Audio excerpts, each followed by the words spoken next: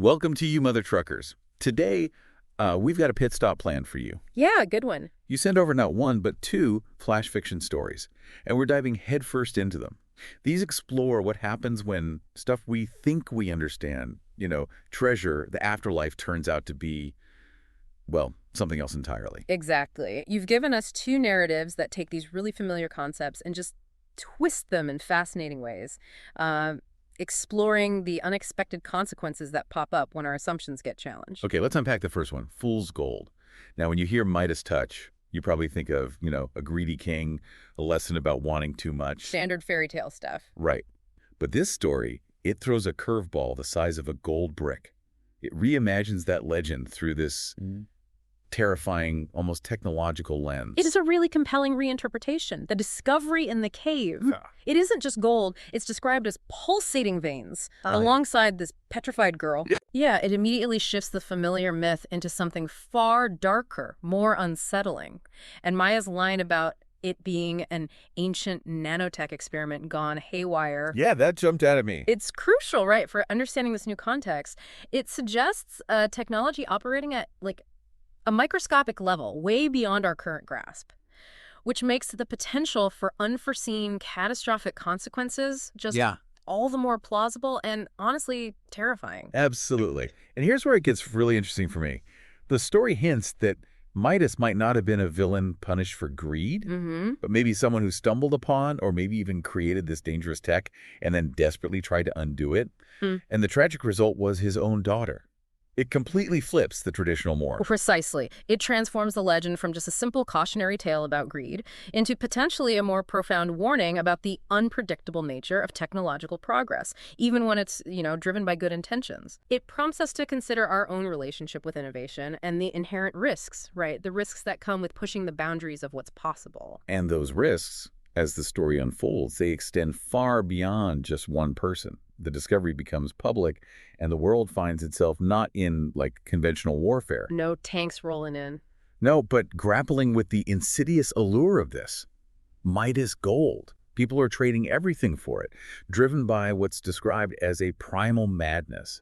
It's a fascinating and disturbing take on societal collapse. What's particularly striking is how the story repurposes gold, a substance we usually link with wealth, stability. The gold standard, literally. Right. And it makes that the very agent of chaos. The narrative implies this Midas gold has a fundamentally destabilizing effect. It impacts energy, matter, even reality itself, according to Maya. Reality itself, that's a big one. It suggests more than just an economic meltdown. It hints at a breakdown of the very fabric of existence as they understand it.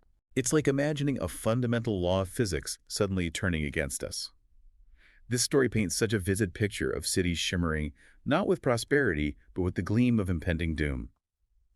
It really makes you think about how something we deeply desire can become the instrument of our own destruction. Yeah, and if we connect this to a broader understanding, the story seems to be commenting on the inherent fragility of complex systems, economic, societal, even, our understanding of the physical world. The Midas Touch, in this reimagined context, isn't just about transmuting objects. It's about transmuting stability into chaos through the seductive power of something universally coveted.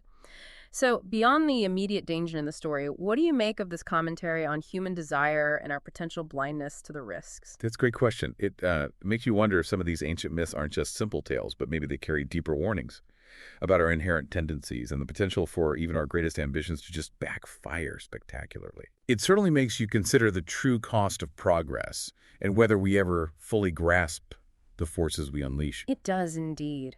It compels you to contemplate the possibility that even seemingly positive advancements can harbor unforeseen and destructive consequences, particularly when filtered through the often unpredictable lens of human desire and, greed. Okay, let's take a sharp turn now. Let's delve into our second flash fiction story, The Last Valkyrie. Right. Now, forget those heroic images of winged Norse goddesses soaring through the heavens to guide fallen warriors to glory. Yeah, the opera capes and helmets. Exactly. This story introduces us to a Valkyrie named Anna, clad in a hoodie, listening to angsty punk music. I love that detail. Who is seriously questioning the whole Valhalla setup. This narrative immediately subverts that traditional heroic archetype. Anna isn't the valiant figure we might expect. She's, a reluctant individual burdened by this task of ushering souls to Valhalla. Her perception of her gift as a form of theft is a powerful and unexpected perspective. It immediately sets the stage for her rebellion. What stood out to you about her initial motivations, beyond just this unease? For me, it's that underlying feeling that something just isn't right, Hmm. that the promised glory might be a facade. It's not a joyous calling for her, it's this somber duty. And then comes Eric, Oh, Eric. the soldier who meets a grim end, and his dying words, "It's not real," seem to act as the catalyst. That's what transforms Anna from just a guide into a rebel. Precisely. Eric's experience shatters Anna's already wavering acceptance of her role. The stark image of his spectral form not in some grand hall, but in a sterile lab with tubes. Chilling. It's a jarring contrast to the traditional heroic vision of Valhalla. This strongly suggests a manipulation, a form of control, rather than a genuine paradise for fallen warriors. It raises a significant question, doesn't it, about the very nature of the afterlife as a potentially constructed or controlled entity. And Anna's rebellion isn't some dramatic confrontation either. It's a quiet act of defiance. She just starts leading souls away, preventing them from entering this seemingly false Valhalla. It starts small, personal, but it unleashes these widespread and completely unforeseen consequences. What's particularly fascinating here is the ripple effect of Anna's actions. Her intention is, good liberate these souls from what she sees as a deception. Right. However, when Valhalla essentially winks out, the result isn't universal enlightenment or peace. Oh no. Ain't right. Instead, millions of ordinary individuals described as truck drivers, teachers, crying children are abruptly thrust back into a world they've departed, creating this chaotic, spectral cacophony.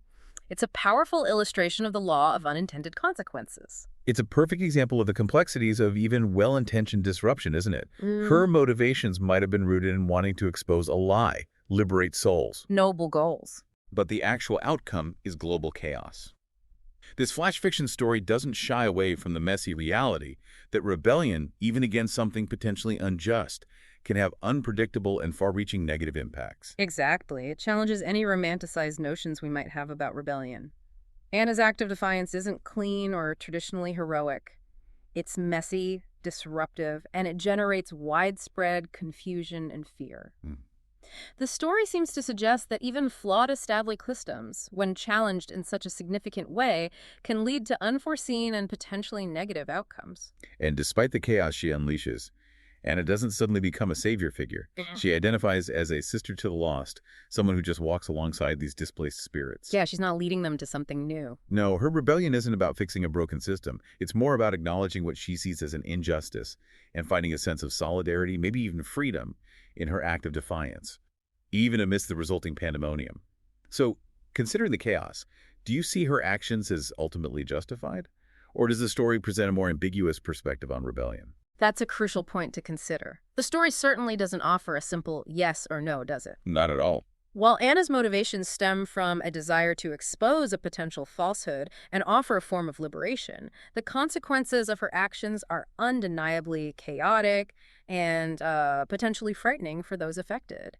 It raises important ethical questions about the responsibility that comes with challenging established beliefs. Right. And the potential for unintended harm, even when driven by noble intentions. It forces us to grapple with the complexities of, individual conscience versus the stability of established systems. So while Fool's Gold serves as this stark warning about how our desires and discoveries can lead to unforeseen destruction, The Last Valkyrie compels us to examine the nature of what we consider paradise and the profound value of individual agency, even when exercising that agency results in total chaos. Yeah. Both stories, in their own unique, thought-provoking ways, challenge the fundamental assumptions we make about the world around us. And what happens when those assumptions are just turned completely on their head?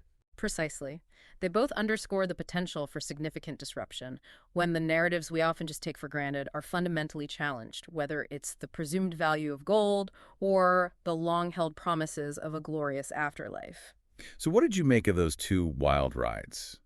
In Fool's Gold, we saw how chasing something seemingly invaluable can lead to catastrophic, unforeseen consequences, ultimately twisting the very foundations of wealth and our understanding of reality. Yeah, really destabilizing. The story leaves you pondering whether some legends aren't actually warnings disguised as myths, It certainly makes you think about whether humanity's ambition could inadvertently turn even the most coveted things into instruments of utter destruction. It really makes you wonder, doesn't it, about the true, often hidden cost of our deepest desires. Then the last Valkyrie.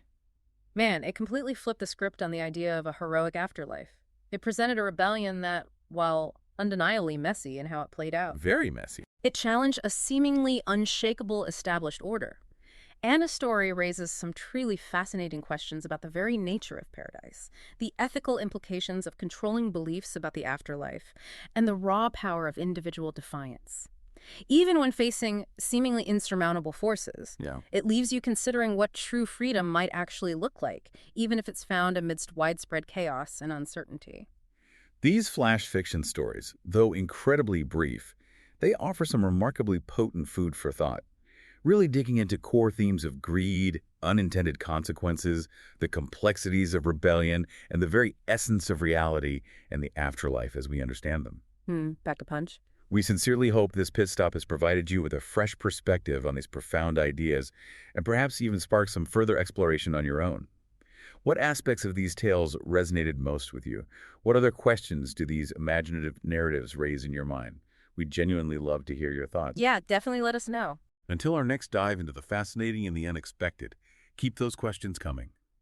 Rate and follow the show, you mother truckers, for more captivating mysteries from the world of flash fiction.